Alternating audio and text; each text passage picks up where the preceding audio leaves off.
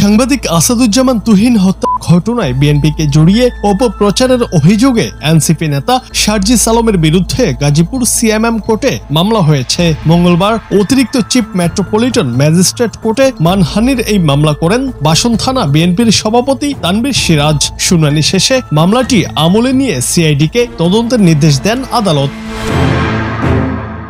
মামলার বাদী তানভীর সিরাজ বলেন, অপরাধী চক্রের ভিডিও করায় সাংবাদিক তুহিনকে হত্যা ঘটনায় সার্জিস আলম না জেনেই বিএনপিকে জড়িয়ে নানা অপপ্রচার চালিয়েছেন, যা দলের ভাবমূর্তি নষ্ট করেছে। তাই দলের নির্দেশনা অনুযায়ী মামলা করা হয়।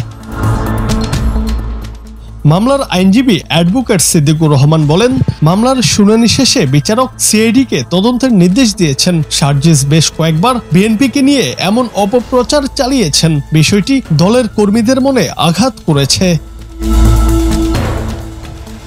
জুনায়েদ আহমেদ, বাংলা টিভি।